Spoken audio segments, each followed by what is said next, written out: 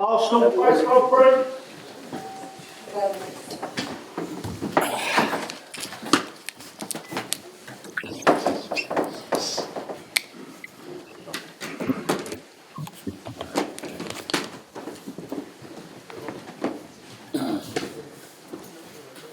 Hi everyone, cameras okay at the back.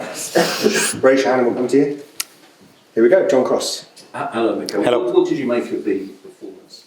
Very happy with the victory, with the clean sheet, and with big parts of the game. It's a really difficult opposition. We're playing so many games.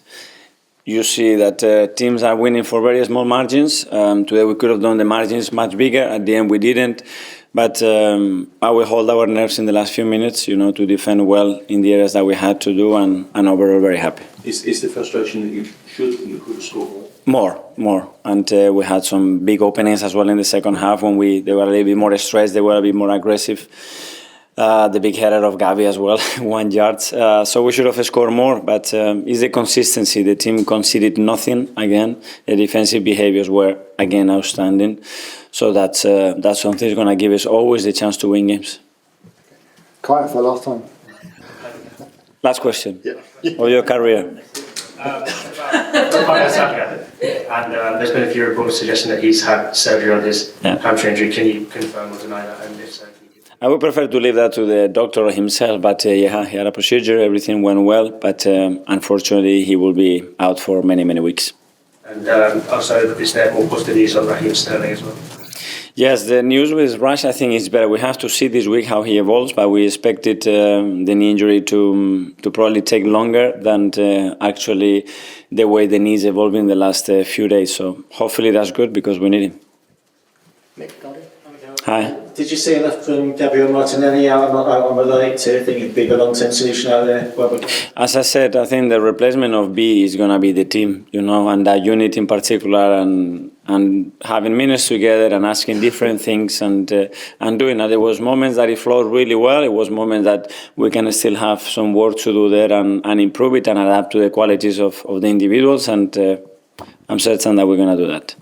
James? Hi, Mikel. Really different the scoreline tonight, obviously, to the Crystal Palace game. Much narrower margin of victory. But in terms of the complete performance and not giving anything away, do you think this was a more satisfying performance for you as manager?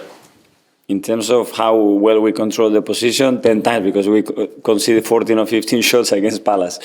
And it's nothing that we normally do. So overall, I think this one was much better, yeah. But it's about the goals as well and the beauty of it and entertaining people, and the other one probably was better for them. Simon, Mikel, just on Bukayo, have you got any more sort of definitive timeline on when he might be back now he's had surgery? I said many weeks, so I think it will be more than 2 months. I don't know exactly how much longer. I think it will depend, how that scar tissue starts to heal, the first week or so, mobility of that. Let's see, it's very difficult to say. And we saw tonight that defensive shape. How important, or how more important will that be when you haven't got Bukayo for these 2 months? You've got a defence that's so strong and so reliable like that. Well, it's always important because as well with Bukayo, that doesn't mean that we're going to score 3 and 4 goals every game. So we have to rely on the team. That's the biggest strength of us. We never rely on individual scoring 25, 30 goals, and we have managed to be very, very competitive still, and we're going to manage to do that.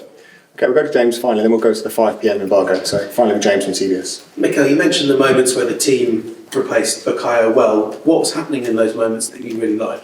That he needed, Gavin needs people around him. He needs constant threat. He needs to be always in the last line when the ball is on his side, that he has relationships there and people close to him because he's very intuitive. He's always a threat. If you isolate him too much, he's going to suffer, especially playing with a natural foot on the right. And that's things that we can evolve and improve. Okay, guys, we'll now go to 5 p.m. New Year's Eve. We'll kick off.